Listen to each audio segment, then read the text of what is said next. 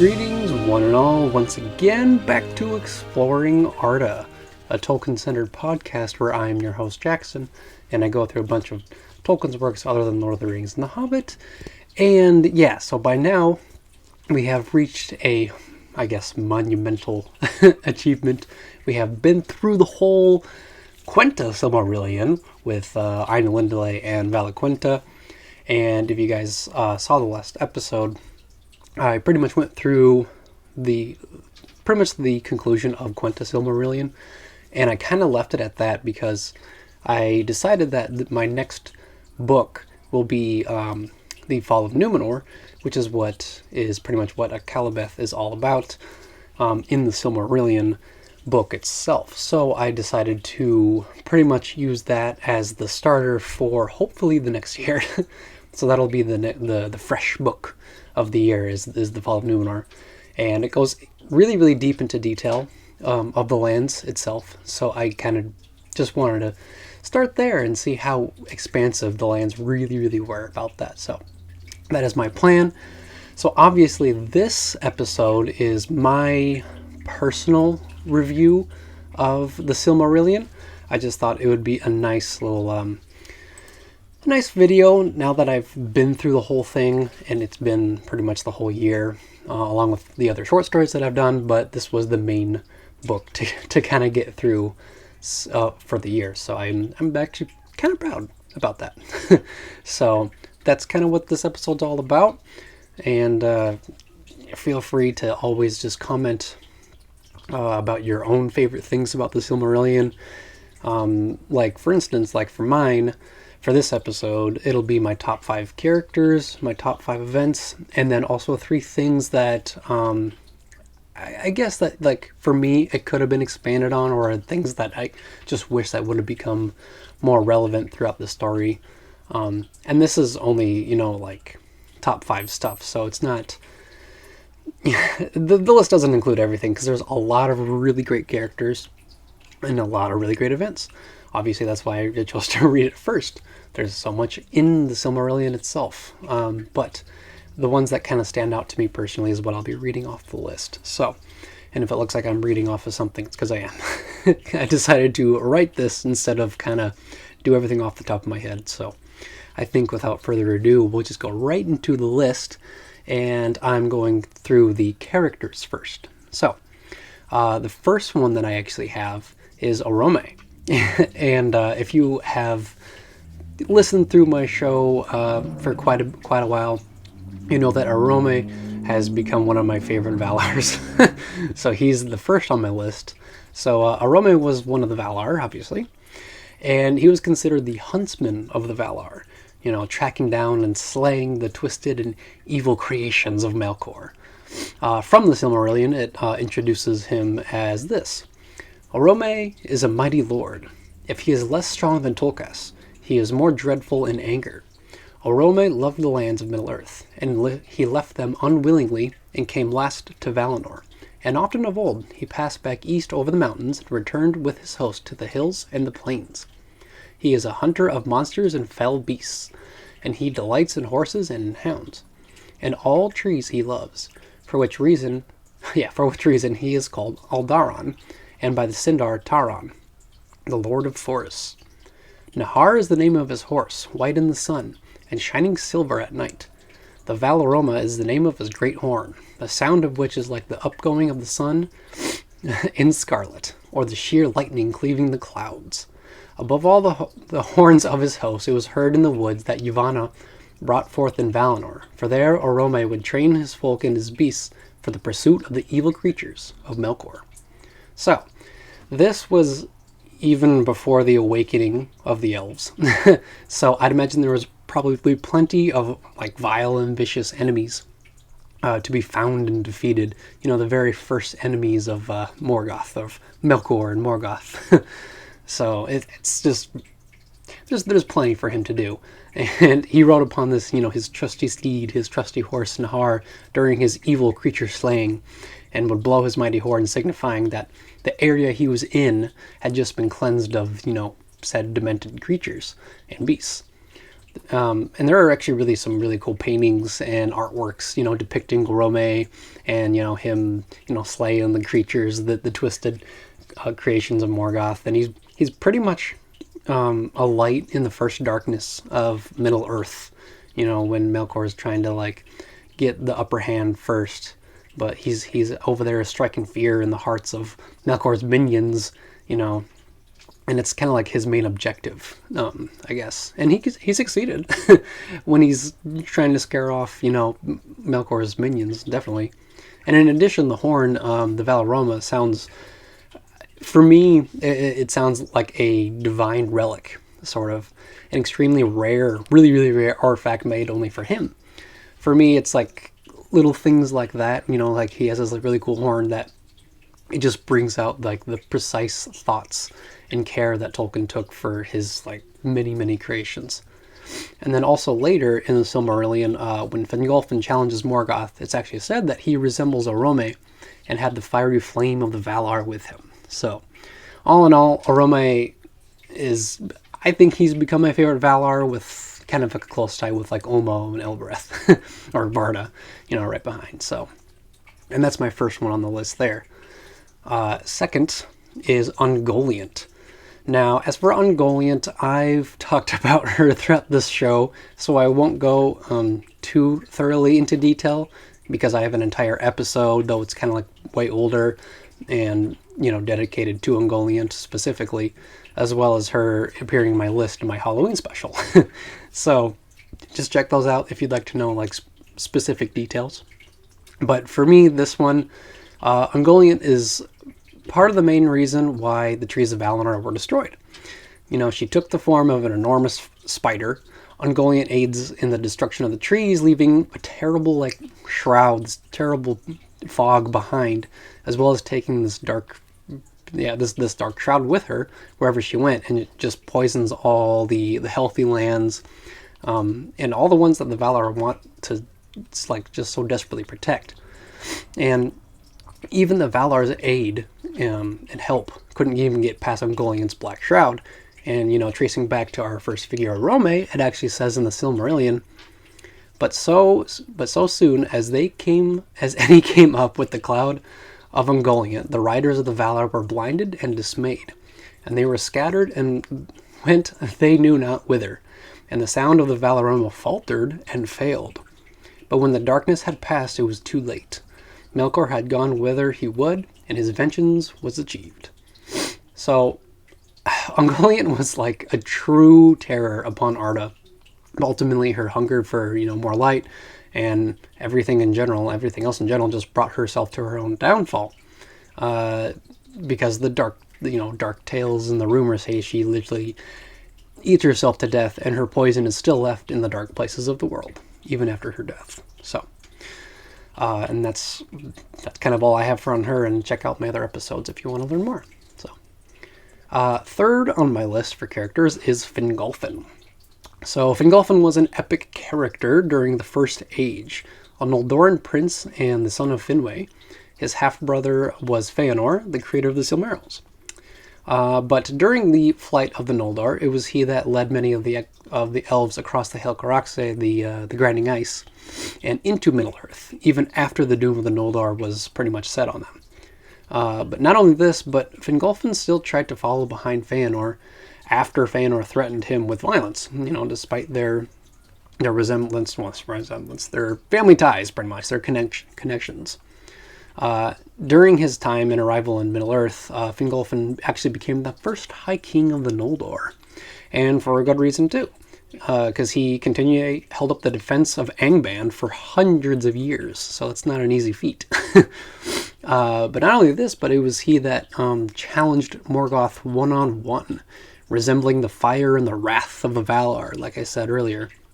The battle between them is always one of my favorite duels in any of Tolkien's books, really. And so it reads here, "Then Morgoth hurled aloft Grond, the hammer of the underworld, and swung it down like a bolt of thunder. But Fingolfin sprang aside, and Grond rent a mighty pit in the earth. Many times Morgoth essayed to smite him, and each time Fingolfin leaped away, and he wounded Morgoth with 7 wounds, And 7 times Morgoth gave a cry of anguish, whereat the hosts of Angband fell upon their faces in dismay, and the cries echoed in the Northlands. But at the last the king grew weary, and Morgoth bore down his shield upon him. Thrice he was crushed to his knees, and thrice rose again, and bore up his broken shield and stricken helm. But the earth was all pitted about him, and he stumbled and fell backward before the feet of Morgoth. And Morgoth set his left foot upon his neck. Yet with his last and desperate stroke, Fingolfin hewed the foot with Ringo, and the blood gushed forth black and smoking and filled the pits of Grond. And then after that, he actually ends up, pretty much dying because of all that pressure. But with this ferocious battle, it was pretty much proof to all of Arda that even a Noldoran prince can wound a mighty Ainur of ancient times. And this was not in the least a victory for Morgoth or any of his minions either, since none of them really boast about it after the duel's finished. So, and then his wife Fingolfin's in the list. So, fourth on the list is Luthien. And I actually chose to include Luthien in the great story of Beren and Luthien, though for a time I kind of wanted to include both. But we all know the bravery of Beren, obviously, from meeting King Thingol and accepting his, impossible quest to standing up to any evil of Morgoth, including, Dark Lord himself. But in all this, Luthien does the same as well. And it is she that ends up, defying Thingol's orders to stay in Doriath. She faces up against Sauron himself when he was in control of his Isle of Werewolves. And lastly, she's the one who was pretty much sung Morgoth to sleep with her own magical lullaby, to say it shortly. She does all this for her deep love for Beren, and it is still her who chooses to become mortal after Beren dies from the wounds from Karkaroth. It just takes so much to go head-on into danger, and because of her undying love for Beren, she ends up being the true hero of the story, in my opinion. And I know that might be, not everybody's opinion, but that's just kind of what I think, so. Because without her help, Beren probably wouldn't have been saved or escaped from Sauron's island, and he probably wouldn't have snuck into Morgoth's lair with ease, if you could call it ease at that. But the epic tale of Beren and Luthien is one that so many of us know, and just for so many great reasons. So, and lastly for my character list, I have Morgoth / Melkor. So in every great story, there always has to be a villain, and so I included, Melkor and Morgoth for my final character. Melkor was originally one of the most powerful Ainur from the Silmarillion. From the very beginning, it says this, Then Iluvatar spoke, and he said, Mighty are the Ainur, and mightiest among them is Melkor. But that he may know, in all the Ainur, that I am Iluvatar, those things that ye have sung, I will show them forth, that ye may see what ye have done. And thou, Melkor, shalt see that no theme may be played that hath not its uttermost source in me, nor can any alter the music in my despite. But of course, Melkor ends up defying Iluvatar, creating what is called the Discord of Melkor. He is practically the reason why there is so much darkness in Arda, and because of him, even the land of Valinor is darkened, and since then, his redemption was pretty much completely cut off. His name is changed to Morgoth, and is proclaimed as, the Dark Lord of Arda, or, he who arises in might. After his revolt against the Valar, he goes across with Balerion to try and, poison and rule the land with, with darkness, and tries to take pretty much complete dominion over it. And the very long war of Balerion begins, which is practically most of Quintus Silmarillion.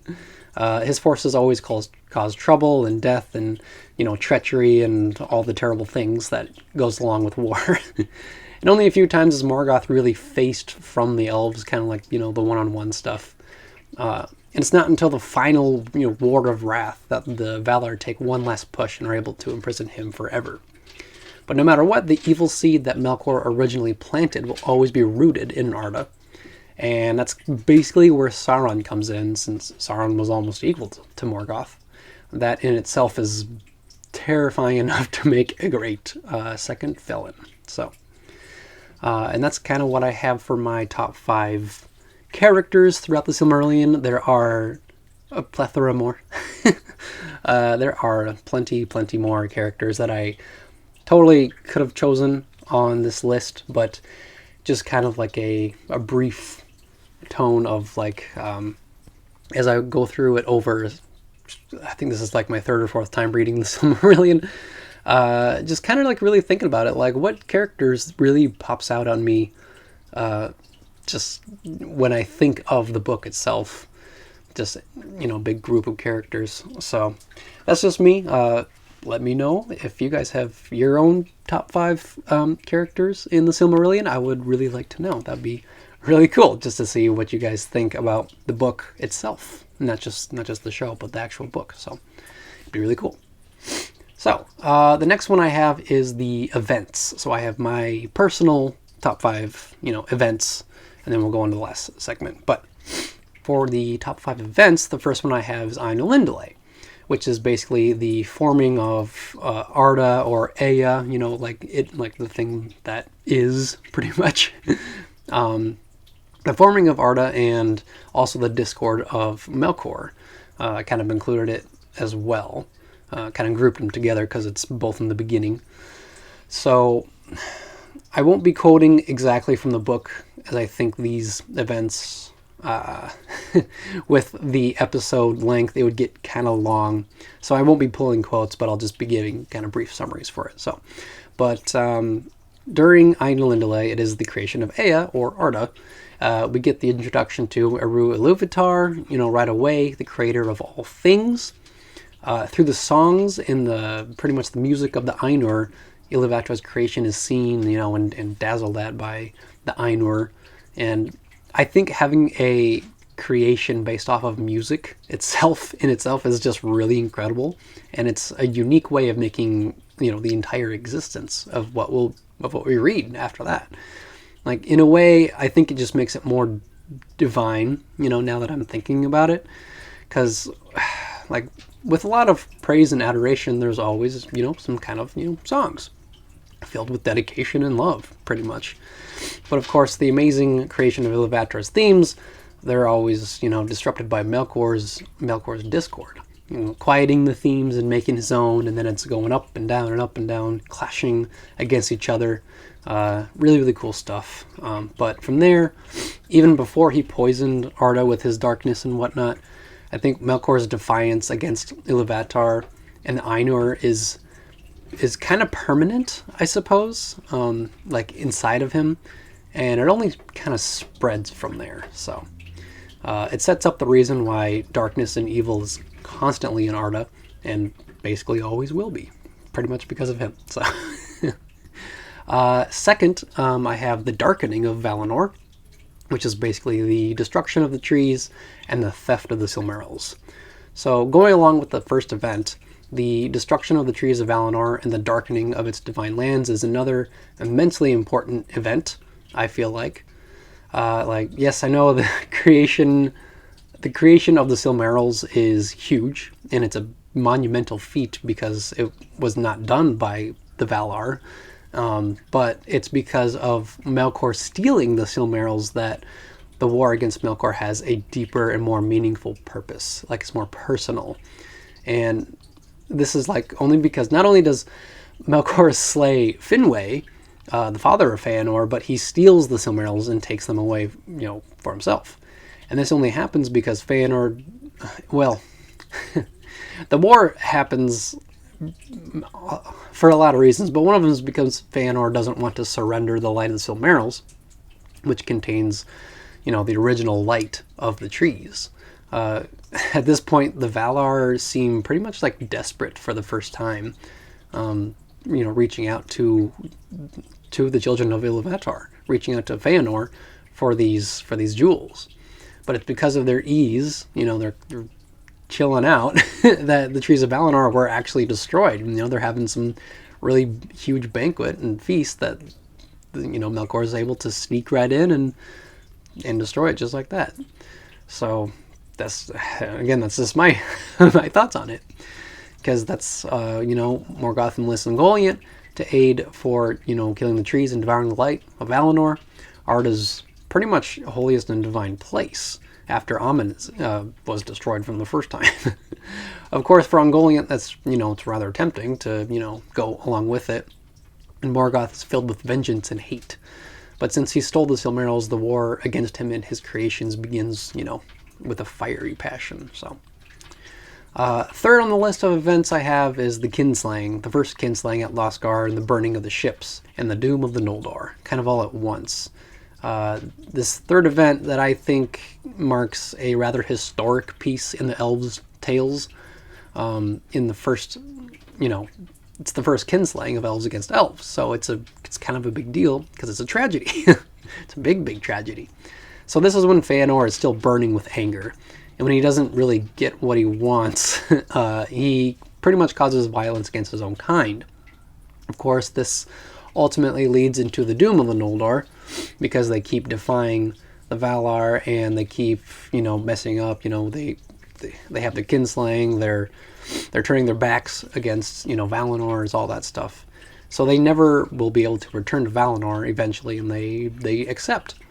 And not only does this greatly affect Feanor and his 7 sons, but also like the entire race of the Noldor. So personally, I think this event is important and somewhat of a foreshadowing place to tell readers that even among the elves, the firstborn beings of Arda, there's going to be strife and betrayal and treachery, even between them. And it's this sort of treachery that seems to be a favorite trait of Morgoth, turning close allies and friends against one another. Pretty much through the hatred against Morgoth, Feanor causes absolute havoc among his own people. So it goes to say that even among the kinslaying, the root of treachery comes mainly from Morgoth. So, fourth on the list I have for events is Beren and Luthien. So this I included because it's a defiance against Morgoth in a time of darkening and looming war. Naturally, the story of Beren and Luthien comes around quite a bit when discussing the Silmarillion. For me, I think it's because this story is one of bravery and courage to stand up against the impossible.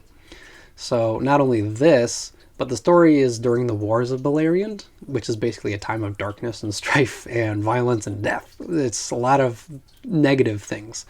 But this does not sway either Beren or Luthien.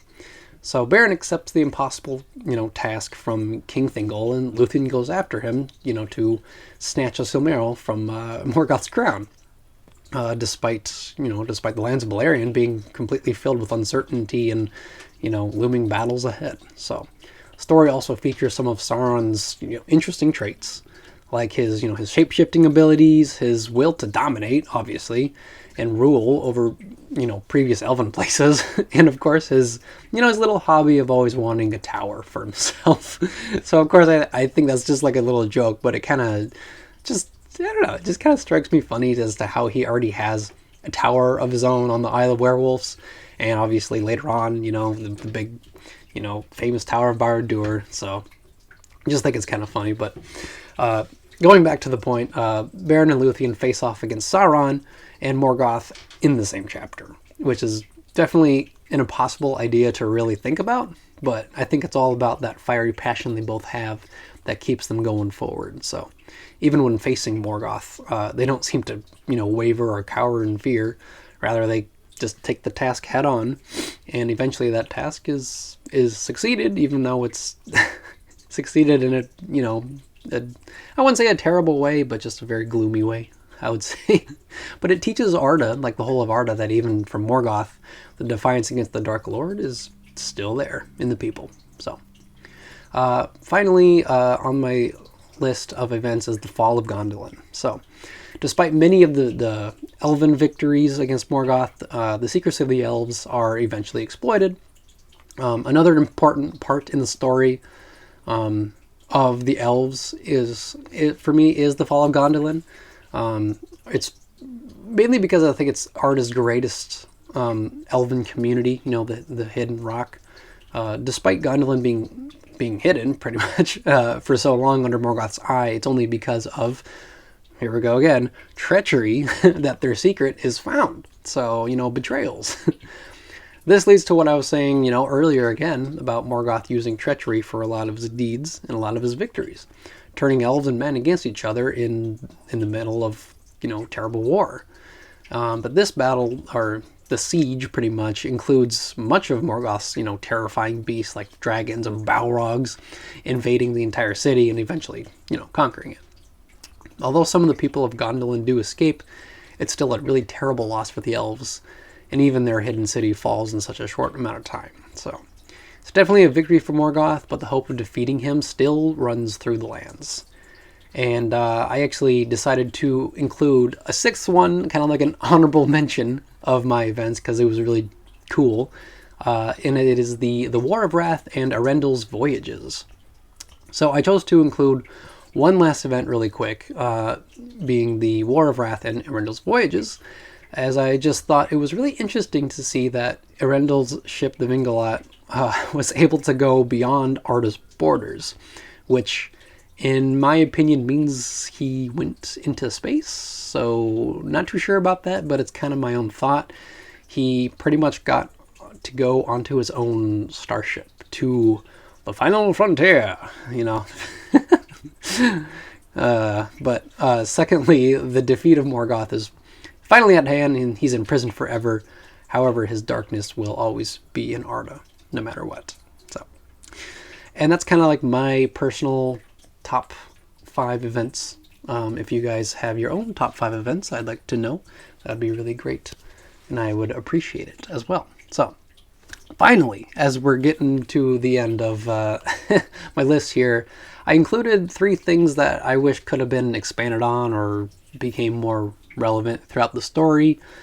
Again, this is kind of like my own personal opinion about it, and if you guys agree or disagree, then yeah, feel free to share, because this is kind of like my own personal review of the Silmarillion, just as a whole. So the first thing that I have for this list is the elves' reverence toward Iluvatar and the Valar, despite the doom of the Noldor. So this is all the elves that are still in Middle Earth, and not near the lands of Valinor. Again, this is a personal reflection throughout the book. This one towards, I guess, like the reverence. I understand that because of the doom of the Noldor, and the powerful words of Feanor, that the elves would defy against them, and all that swayed them to stay with him and go into Middle Earth. But I don't think all of them were like 100% swayed to his cause, because there was still the host also led by Fingolfin, which I feel like they still had some sort of reverence toward Valar and Iluvatar, because his company didn't really seem to hate either Iluvatar or the Valar. At least that's what I think. And because the elves were pretty much created by Iluvatar, there would still be some sort of reverence toward him. The war against Morgoth definitely could have, distracted them and swayed them, because his tactics are very powerful, but still their existence was because of Iluvatar. I think it would have been great to hear more of the elves' attitude, maybe, or their view towards their creator and probably towards the Valar. Of course, that's just me. And like I said before, Fingolfin is said to have, the fiery passion of Orome. So they still have the Valar, fresh in their memory, and they still have that awe towards them. So, and that was just kind of like one thing that I was wondering about. I know that they're in war, but still, they still gotta remember them, I guess, and I don't know. But second on my list is actually the dark creations of Melkor, besides dragons and demons, pretty much. So the majority of the war from Morgoth is fought by his orcs and the other races that he was able to trick and sway over, including a good portion of the Istari, the wizards, or the Maiar, I should say, as well.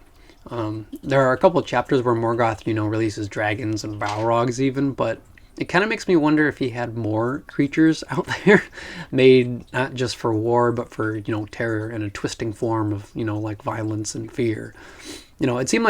It would seem like an idea of Morgoth to make something, really terrible to fight against, the creatures of Arda. this also kind of stems from Ungoliant Stroud's, poisoning and twisting life forms no matter where she went. So it makes me wonder again just kind of what sort of horrors and terrors there were because of her and because of Morgoth. So, and then finally on my list, the very, very last thing I have here, the abrupt ending to Melkor's final imprisonment and the Valar's almost total disregard towards Arda. This last pressing thought I had was mainly about like the very abrupt ending to Morgoth's defeat, and kind of the disregard that they have towards Arda itself, just like as a whole. So first, talking about like the disregard of the Valar, I know that Omo comes in every now and then, and he seems to be like the only Valar who kind of dares to go beyond Valinor and against their words, I suppose. And it makes sense to me since he's the Lord of the Waters and all that, so it's easier for him to kind of intervene. However, if it's really truly that easy to sway the people of Arda, why didn't the Valar give more, kind of personal care, for the children of Iluvatar? They were so excited, At first they were waiting so patiently for them to be awake, and then they were super, super happy and joyful when they found them. But then as soon as the Doom of Noldor was placed, it was as if they just didn't care at all, just give them the cold shoulder, be like, well, that's it. That's the Doom. Okay, see ya later. Okay. Like, I don't know. Only in the last chapter, I think it's 24, do they show like a true purpose of really, really trying to save Arda before it gets, any worse.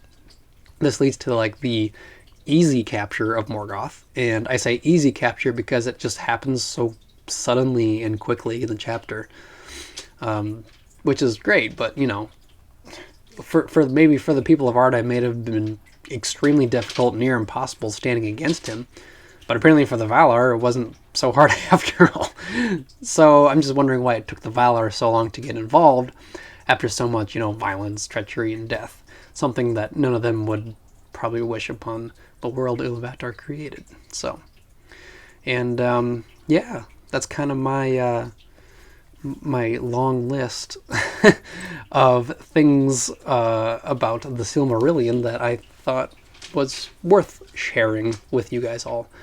I'm still very much happy that I've finished the book, first of all, before the end of the year. That was kind of like my main goal, I suppose. And I hope you guys are still listening to the Letters from Father Christmas list. I think there are 4 in total, so hopefully you guys end up, listening and watching them all, because there are some really wonderful pictures inside that book. So hope you guys check that out. And I think after the 4th one, I won't be posting until the next year. But just be on the watch, be on the lookout, because eventually I will be posting, just don't know when. And, well, yeah, just don't know when. Because there's a lot of things that usually happens in between now and the new year, so we'll see what everything happens. Hopefully I'll be able to kind of improve myself on the show. Depends on, like, software I get, and the lights, and the cameras, and hopefully my turtle isn't so loud every single time that I record, but we'll see. Some things just stay the same. So I think that is my Silmarillion review. Hopefully you guys kind of agree on some things that I've said. Maybe I left out some really key elements, some characters, some events. Just let me know what you guys enjoy about the book, what you guys love about the Silmarillion, what you guys love about Tolkien's works, any of the ones that I've covered. It would be great. Yeah, that's kind of like my I'm pretty satisfied with my review. So, yeah. Be sure to stay tuned for another episode. And may the light of Elbereth be with you all. Farewell.